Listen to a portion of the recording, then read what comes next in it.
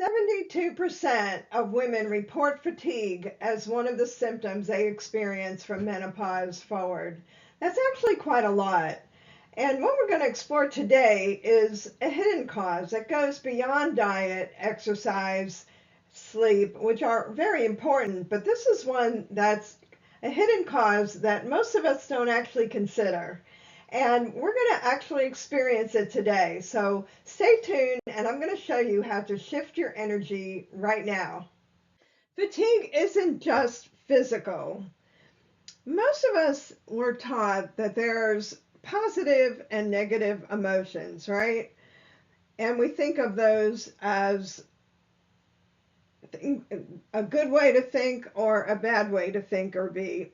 But the HeartMath model reframes this as renewing versus depleting. And I really like the way that they do that because it makes so much sense, and it actually has proven to be true in a lot of the scientific studies that they are running. So this shift is key to understanding fatigue at its basic level, not just from the outside in, but from the inside out. Let's take a look at that. So at a very basic level, these emotions actually change your hormonal system. When you have depleting emotions, which we have used to call negative emotions, they increase cortisol, which drains your body's energy. When you feel anger, anxiety, guilt, resentment, frustration, when you make judgments about yourself or others, like I'm so stupid or I'm ugly or all those things that maybe you heard when you were younger, someone called you names or you had a parent that was very negative towards you. These things all live in our unconscious, and as we feel them, either below or above the surface, they deplete us and they increase our cortisol levels, our stress hormone. So it could be an ongoing thing that could be related to work or something that's happening currently, or it could be something that is unconscious that is affecting the way your feelings about things that are going on in your life. This not only exhausts you mentally, but also physically. It drains your energy reserves and, as I mentioned, disrupts your hormonal balance.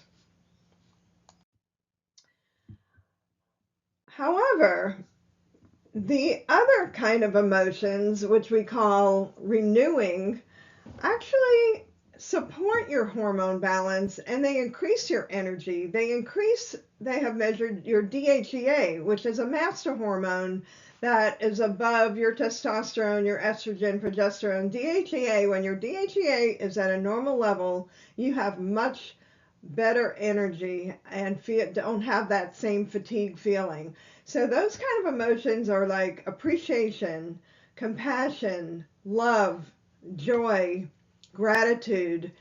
And those are, we call them renewing instead of positive emotions because of the effect that they have on our body. And they increase not only energy, but our resilience. And what does resilience mean? Resilience is our ability to adapt and respond to the environment without getting upset, without depleting our energy. Someone yells at you or you're in traffic, and your ability to stay calm in many different situations or to have a quick response where you might get angry for a second or get upset for a second, but you're able to come back to a grounded state where you're not depleting your emotions. That's what resilience is.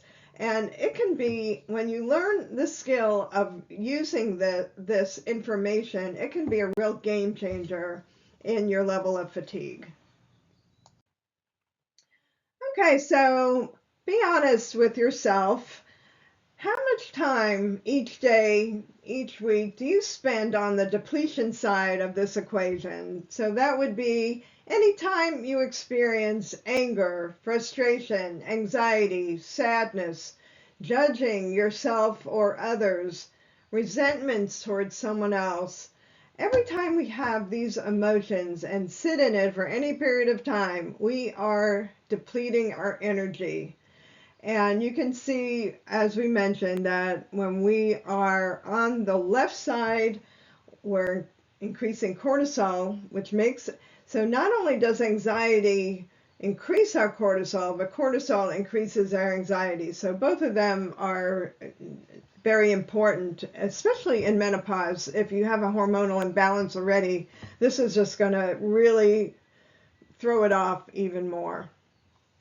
And we don't even realize it. That's the thing. So this is something that you can work on, and we're going to show you how. So not only affecting your physical feeling, but also your brain fatigue. This is a picture, I love this picture. You have your stressed brain on the left, your unstressed brain on the left, and the green, all the arrows are all the connections. You're remembering things, your memory is great, you're thinking really clearly, you have a lot of control over your thoughts, your emotions, and your actions, and that's what we want to be throughout the day, right? When we're hit with all kinds of decisions that we have to make if you're at work or at home and have a busy life. This is a very important part of retaining our memory and improving brain fatigue.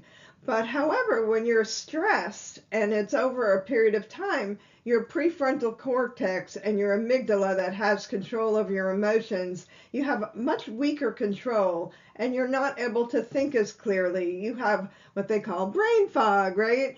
So your brain is fatigued, you're not thinking clearly, you don't remember things, you're forgetful, maybe an increase in anxiety. So the anxiety can increase this problem and the problem can increase your anxiety. It goes both ways. So I want you to consider really where you spend most of your time. And when you are more aware of your responses in terms of these emotions, that is the first step. So like I was saying earlier, it may be something that you're more conscious of, or it could be an undercurrent, an unconscious from old memories. The more awareness we have of that, the more ability to shift that and transform it into a whole different energy and emotion. And intentionally, you can choose your response. And we're going to practice that in a moment. So if you feel angry, and you recognize it, you can say, you can turn it around and try to find something good in the situation and just calm down and recognize that the anger isn't really going to benefit you. You may be angry at something that happened on the highway, and how is that going to benefit you, right? It's just going to deplete your energy. It doesn't affect the other person at all because they have no idea who you are. And it really only we only hurt ourselves when we do that. And then when you practice this on a regular basis, like we're going to do in a couple of minutes, it actually becomes part of you. And that's where the resilience comes in, where you learn this response and it becomes fairly automatic. So HeartMath is one of these ways that helps to shift from the depleting to the renewing through this process of awareness, intention, and practice. And that is the most powerful first step. So let's take a moment to try this out. And just for a couple of seconds, we're going to practice. I want you to sit in a comfortable position in a chair and close your eyes. That definitely does help you relax. I want you to focus your energy on your heart, in that heart area. You can put your hands on your heart if that helps. You can put one hand on or just focus your energy. And I want you to start breathing slowly. We're going to breathe slowly, 5 seconds in and 5 seconds out. So let's start that. Breathe in and breathe out. Breathe in and breathe out. You can breathe out through your mouth or your nose, whatever you want. It's more comfortable. And as you do that, feel your shoulders and all the tension in your body relaxing at the same time. Let's do that again. Breathe in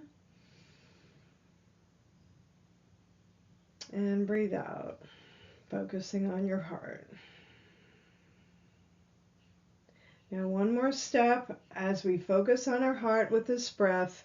We're going to recall a feeling of appreciation or gratitude or love for someone that you love, for your pet, for a child, a parent, your loved one. And I want you to focus on the feeling that you have from loving that person or appreciating or feeling grateful for that person. Focus on the feeling and how that feels in your body.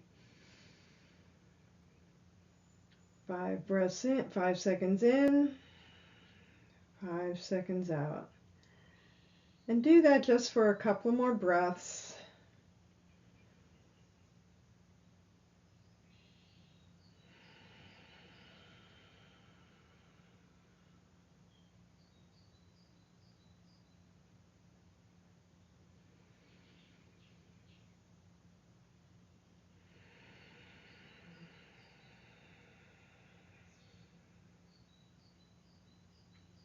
All right, so I just want you to come back to this whenever anything stressful or you start noticing that those depleting emotions showing up. Try to get back to this heart-focused breathing and keep this to print it out or use it in your daily life. It's very simple, but it's also extremely beneficial, and there are many studies on this, and there is a whole system involved. This is just the beginning of it, but give it a try and see how it works for you, and start feeling that shift in your physiology is almost instant, and the more you do it, the more it will carry over. So let's review again why this matters. So it isn't just about calming down. It's about lowering the cortisol levels, like I said, so that reduces your stress hormone. And at the same time, it increases your vitality hormone and boosting your DHEA. And when that's happening, it's also going to do some very beneficial things for your brain, including your focus and your physical energy as well. So improve brain and body. And it's not just about feeling more peaceful. That's what I like about this. It came upon this years after I had started meditating. And it's not about, like, progressive relaxation can be really helpful. It's not about being able to sleep better, although it does help you sleep. It's about renewing our energy and connecting with our heart. When our brain and heart connect, everything in the body and mind improves, including our hormone physiology. And one more really important thing, is anyone in pain? This is really pretty amazing, because what they have measured is that the depleting emotions, not only do they sap our energy, but they also increase our pain perception. And you'll see on this chart, but they have anger, fear, sadness, a neutral, contentment, happiness, gratitude.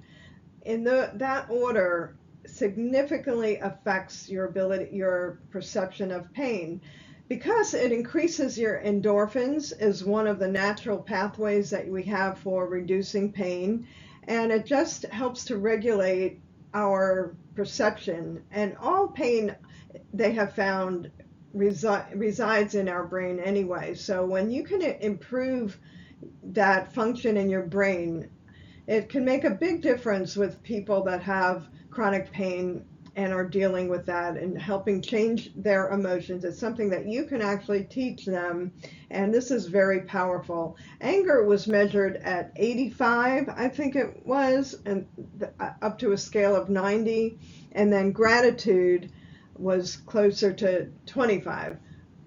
Very big difference in that perception. So I hope you enjoyed our session today, and I invite you to go deeper with me in our course, Holistic Strategies for Eternal Youth, Menopause, and Beyond.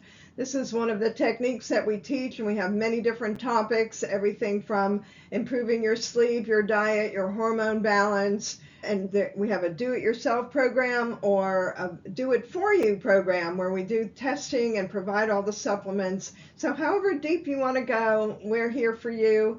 And I invite you to contact me. I'm going to leave a link in the description as well as a link to give you more information about our course. So I look forward to meeting you, and I hope you have a fantastic day.